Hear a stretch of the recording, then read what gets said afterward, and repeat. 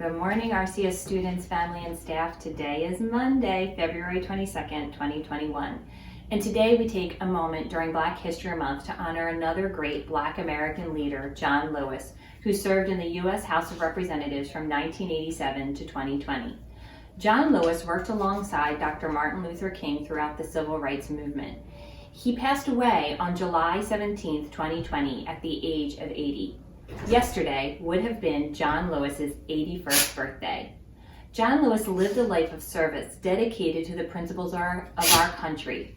Throughout my research this weekend, I learned just how incredible he was, and I am embarrassed to say how little I knew until I took the time to dig a little deeper. There's a lesson in that, the importance of digging a little deeper to truly get to the heart of a person. Today, I am not going to give you a mini history lesson. I am going to show you two clips. One is of John Lewis being interviewed by young people like yourselves. The other is former President George W. Bush's eulogy at John Lewis' funeral. Their words are inspirational, a reminder of who we are called to be, both as individuals and as a country. What was it like for you when you were my age? I'm 16. What was it like for you going through the segregation and all that stuff that you did in the time period? I grew up in rural Alabama. When I was 16, I saw those signs that said white men, white waiting, colored waiting. As a young child, I was bused long distance to get to an all blank school. I never attended an integrated school or desegregated school. It was all black. So I would ask my mother, ask my father, my grandparents, my great-grandparents, why segregation? Why racial discrimination? And they was almost like, boy, don't be asking questions like that. Don't you get in trouble. Don't you get in the way. But Dr. King and Rosa Parks and others inspired me to get in trouble, to get in the way. And I've been getting in the way and getting in trouble ever since. At the age of 16, with some of my brothers and sisters and first cousins, we went down to the public library in the little town of Troy, Alabama, trying to get library cards, trying to check out some books. And we were told by the librarian that the library was for whites only and not for colors. Tommy, when you look at this picture, how do you feel? When I look at that picture, I feel like we're standing at a point of no return. We could not turn back, because we had been planted there by some force, maybe by history itself, but we couldn't turn back. We had to do it. Because people in Selma, Alabama, in other parts of the state, other parts of the American South, could not register to vote simply because of the color of their skin. When we were marching from Selma to Montgomery and we crossed the bridge, I was walking beside a young man by the name of Jose Williams. And as we walked to the highest point on that bridge, down below we saw a sea of blue, Alabama State Troopers. And we kept walking. We came within a hearing distance of the State Troopers. And a man said, "This is an unlawful march."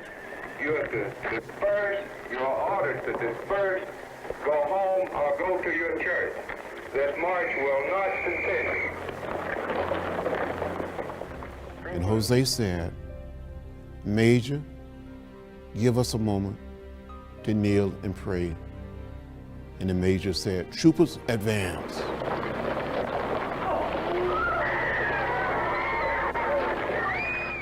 They started pushing us and beating us. I was hit in the head by a state trooper with a nightstick and was knocked down and left unconscious. All these years later, I don't recall, I made it back across that bridge, through the streets of Selma, back to that little church. But I do recall being back at the church. I think someone probably literally carried me back to the church. And they asked me to say something to the audience. There were more than 2,000 people on the outside trying to get in. The church was full. And I stood up and said something like, "I don't understand it. How President Johnson can send troops to Vietnam, but cannot send troops to Selma, Alabama, to protect people who only desire to register to vote." The next thing I knew, I'd been admitted to a local hospital in Selma. Were you ever afraid of what was ahead? No, I was never afraid because we're trained to not be afraid and to move on in spite of what could happen to any one of us.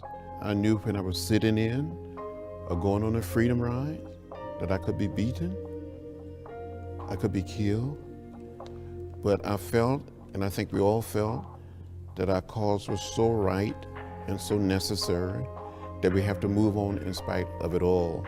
How hard was it for you guys to uphold that nonviolence thing? Because I know it was me, personally, I probably wouldn't have been into that nonviolence thing. Well, How hard was that? Well, if you had studied the philosophy and the discipline of nonviolence, we had role playing, we had social drama, we studied, we prepared ourselves before going on a sit-in, before participating in a march.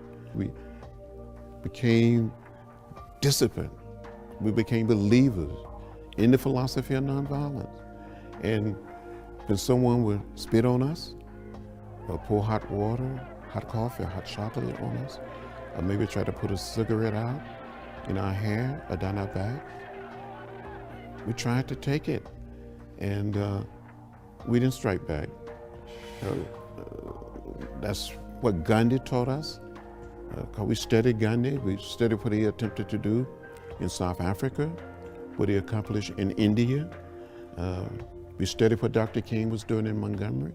So many of us grew to accept nonviolence, not simply as a technique or as a tactic, but as a way of life, as a way of living. You're a very brave man. Well, I'm not sure whether I was brave or not. I just tried to do what I thought was right and tried to be part of an effort to make our country different and make it possible for all of our citizens to become registered voters. May I have a hug? Yes, for me. Thank you so much.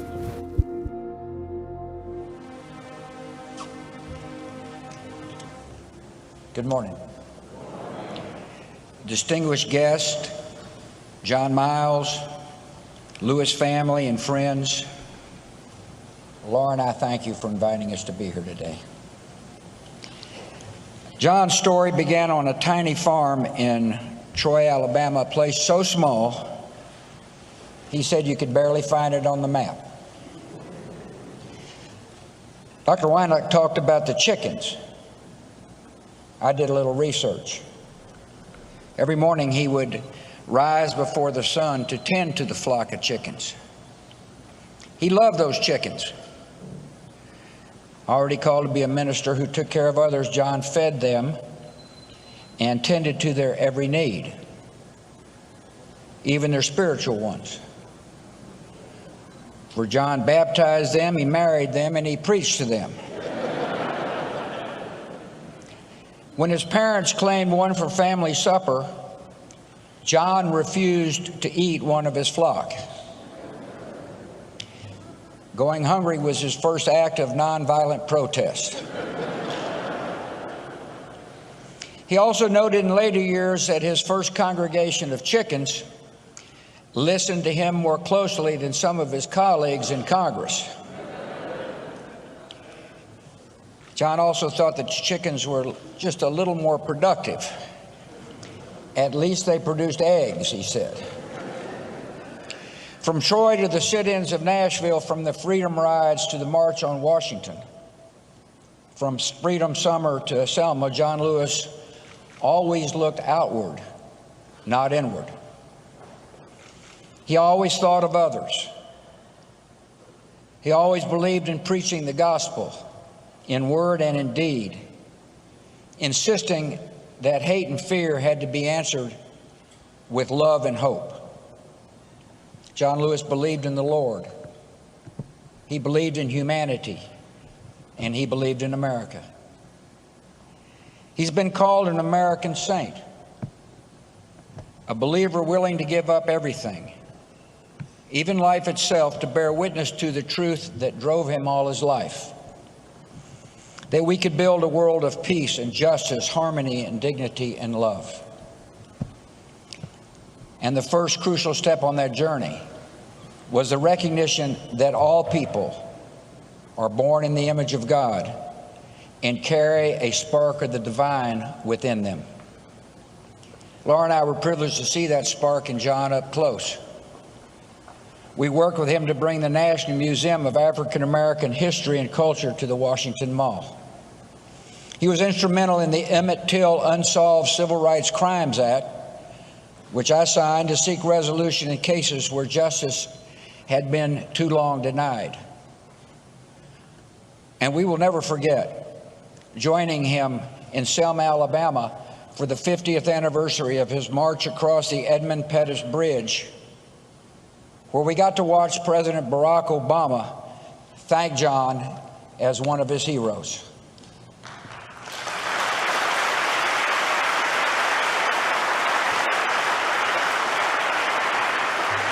There's a story in the old scriptures that meant a lot to John. In the Hebrew Bible, the Lord is looking for a prophet. Whom shall I send, God wonders, and who will go for us?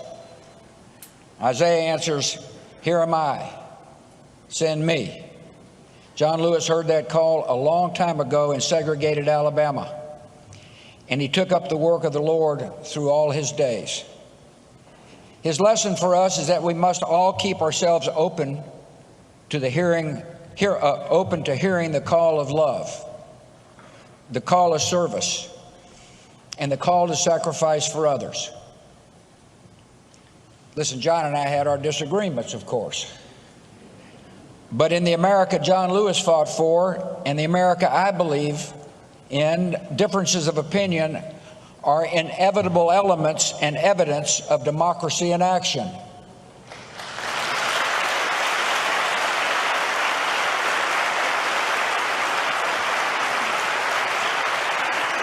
We, the people, including congressmen and presidents, can have differing views on how to perfect our union while sharing the conviction that our nation, however flawed, is at heart a good and noble one. We live in a better and nobler country today because of John Lewis and his abiding faith in the power of God, in the power of democracy, and in the power of love to lift us all to a higher ground. The story that began in Troy isn't ending here today, nor is the work. John Lewis lives forever in his Father's house, and he will live forever in the hearts of Americans who act justly, love mercy, and walk humbly with their God. May the flights of angels see John Lewis to his rest, and may God bless the country he loved.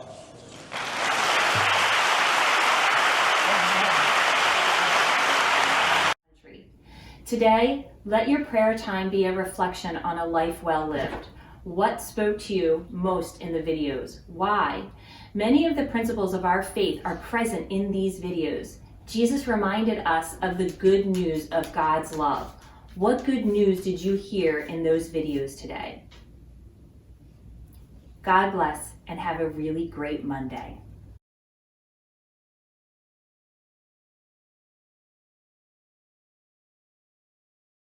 I pledge allegiance to the flag of the United States of America and to the republic for which it stands, one nation, under God, indivisible, with liberty and justice for all. God bless America.